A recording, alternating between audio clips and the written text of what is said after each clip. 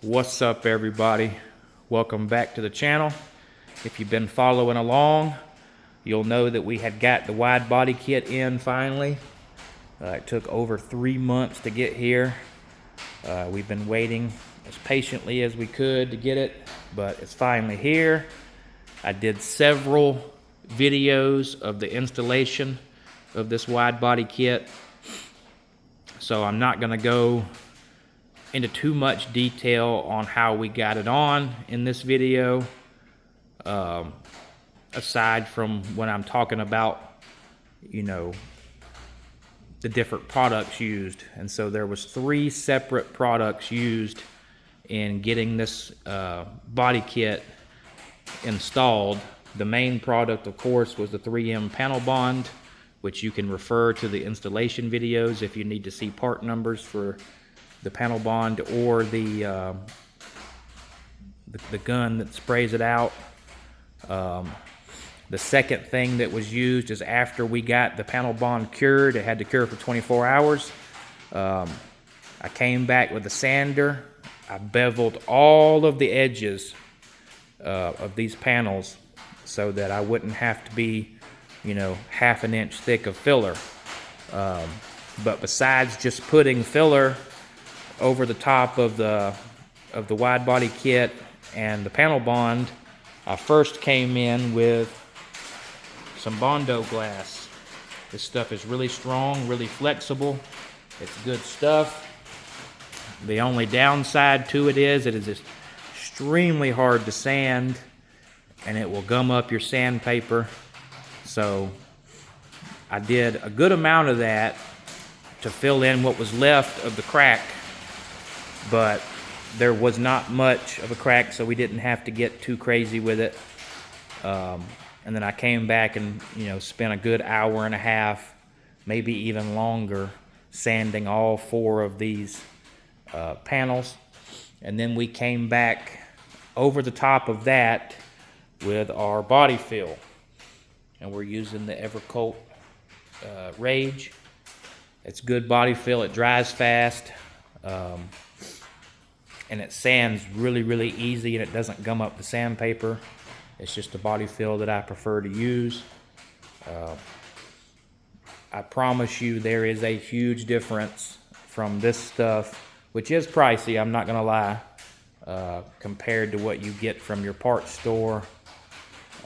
The Bondo brand, I'm not knocking the Bondo brand, but the Bondo brand does not sand anything like this Evercoat does. This stuff just sands so smooth. It's almost like sheetrock dust. If you've ever done any patching in your home with sheetrock dust, that's how this stuff sands. That's the way it feels, but it's also really strong and it holds up. But you can use whatever body fill that you prefer. So like I say, we got this thing roughed in. We still have more body fill that we have to do. The body fill is thinner than it looks on camera. It probably looks really thick, but I promise you it's not. It's pretty paper thin. There may be some areas, like right in here, where it's a little thicker just because there was a little crevice there that we filled in. But for the most part, it's pretty thin. And I probably still have some low spots. I might even have some high spots. But we're in pretty good shape. I'm probably going to wind up blending body fill over most of this kit before it's all said and done, just to try to fill any waves or low spots in. But also, I do apologize. I'm sure you can hear the rain hitting the roof of the shop in here. It's been raining all day, on and off anyway. But like I say, we got all 4 corners roughed in. Got my guide coat. I haven't really used this yet on the car. I prefer this dry guide coat, but got it ready to go for when it comes time for it.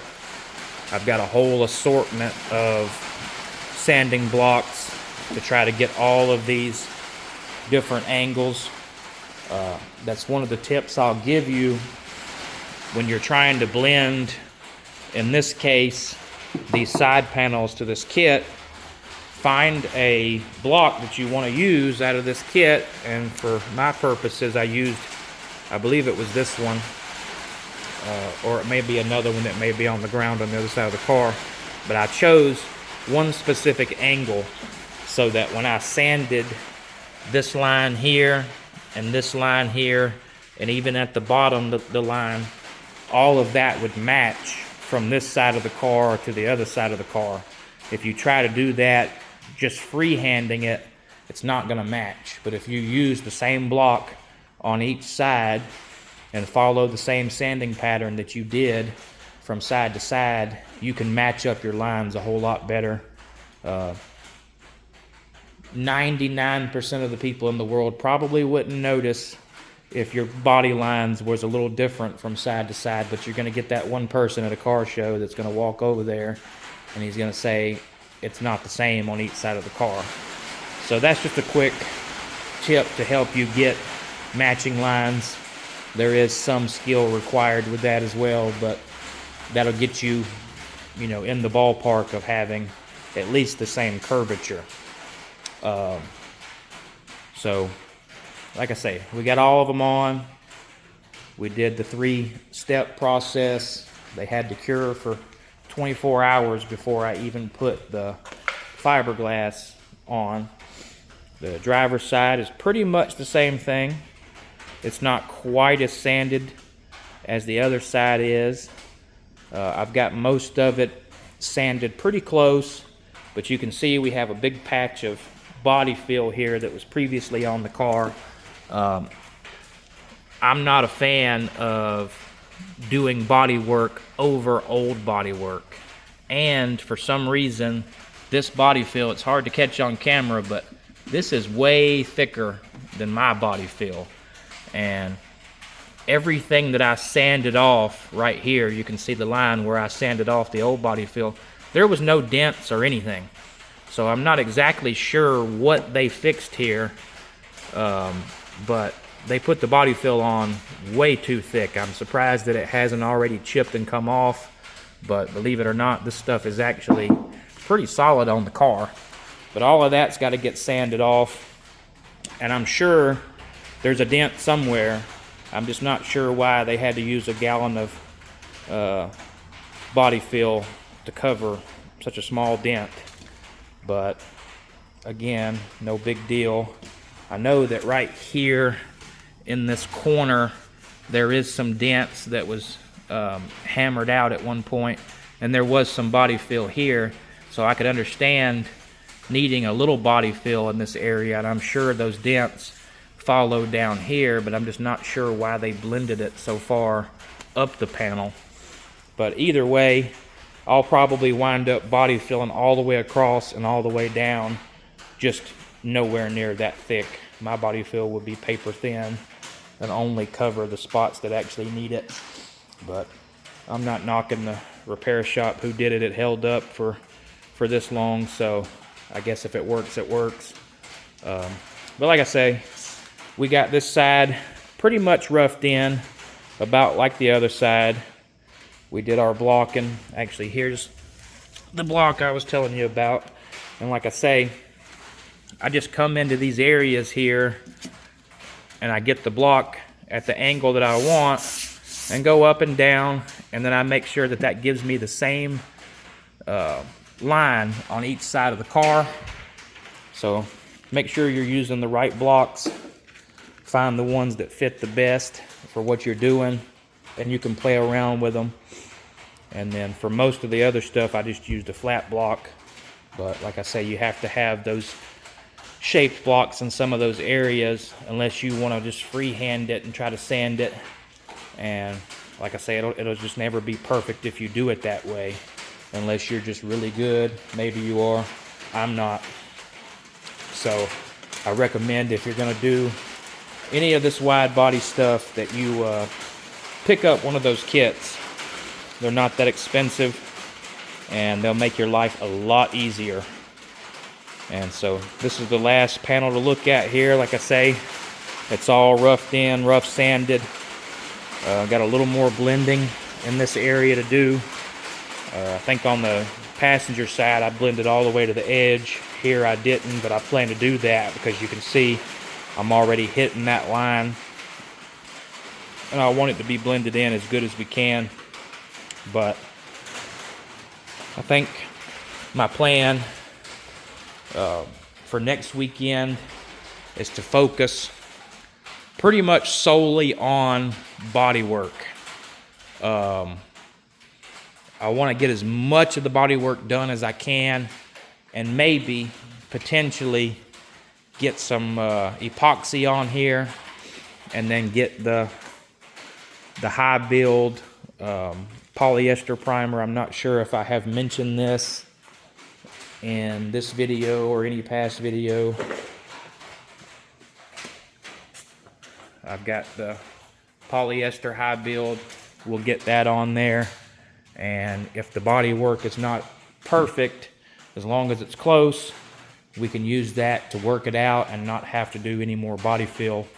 But I got a lot of body work to do. I don't know if we'll make it to the priming stage or not, but we're gonna try. But that's pretty much where we're at. I do want to talk about an issue that I ran into that cost me a good amount of time, but didn't really slow down the progress any because I was waiting for the panel bond to cure. Once I got these panels in and I had them bolted to the car, I needed to drive the car in order to make sure nothing was going to scrub. And so I took the car just out here in my neighborhood, straight flat road, and didn't have hardly any brakes. I mean, the thing would barely stop. And if I'm going more than 5 miles an hour, it would take 30 feet to come to a stop. So that was not something that was expected. You know, I put the disc brakes on the front. And so I did a lot of research online. And at first I thought that the brakes just needed to be bled. So I bled them probably 6 times. There's absolutely no air in this system anymore. Still didn't have any more of a brake pedal. So did some more research, and they said it was probably the push rod coming from the pedal to the back of the brake booster. And so I pulled the push rod out underneath the dash. Matter of fact, it still is not all back together. But I pulled the rod out. I adjusted it as far out as it would go, which actually made my brake pedal sit up higher than my gas pedal, which was not that big of a deal. But again, basically the same issue. Still, it got a little better, but it wasn't a lot better. So then I did more research, and people said you needed to adjust the rear drums. The front is self-adjusting, the rear is not. So I adjusted the rear drums, and basically that little adjuster screw on the back of that, I brought that out until these things were just barely scrubbing. Got in there, and I had a little better brake pedal, but still not a full brake pedal. So I did even more research. Spent a lot of time on this. Like I say, it was half a day that I spent playing with this thing. And there's actually, your rod comes to the back of your booster, but then there's another push piece that comes from your cylinder here to the booster. And the video was talking about that could be over adjusted, which would put a preload on your system, which would mean you would have too much pedal. As soon as you hit the brakes, tires might start locking up, so you don't want that. Or if it's under adjusted, you don't have enough pedal. And so come to find out, when I took mine off, I'm 99% sure mine was under adjusted. I actually just moved it out about 1/4 inch. I didn't have the measuring tool that the guy used in the video, but when I put it back on, I didn't feel like there was any preload, didn't feel like it was pushing at all, and that made my brake pedal a lot better. I still don't know if it's perfect because I haven't been able to actually drive the car yet since all that, because I don't have any wheels on it. But that was an issue that is hopefully solved. Like I say, it took me about a half a day out here messing with it to get everything right, and I still may have some more adjustments to do once we get the car going. And then another issue that we ran into is I put the car in gear when I was driving, and then I was going down the road and it kept neutraling out, and I forgot that most of my transmission fluid had leaked out. So I picked up some more transmission fluid. I haven't even put it in yet, but I grabbed that for when it does come time to drive it again. We'll actually have some transmission fluid in there and be able to move around. But probably a good thing that it was neutraling out, because like I say, I might have been wanting to hot rod it a little bit and probably would have wound up in a ditch or something, crashed the car before we even finished it, and that wouldn't be good. So I'm going to make sure these brakes are working really good, take it easy on it for the first couple of drives, and make sure the brakes are 100% before we do anything too crazy with this thing. And we got to make sure the transmission is right. I'm probably going to wind up pulling this transmission and sending it off and having it rebuilt at some point.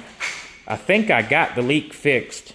Either that or it just leaked all the fluid out, because it quit leaking after I sealed the fill tube, but it could have just quit leaking because it got so low.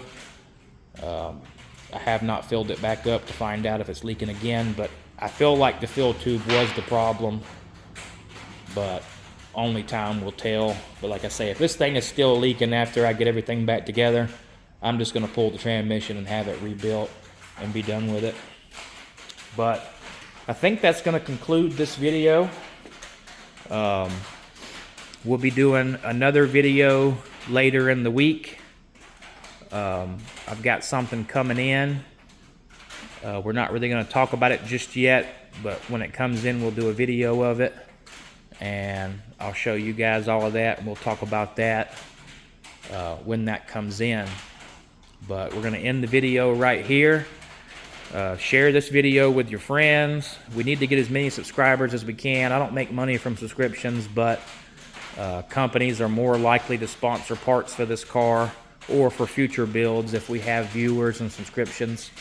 And if you guys want to keep seeing content on my channel and want the channel to get better, that's what it takes. You know, it takes subscriptions, it takes views, and so that's where we're at.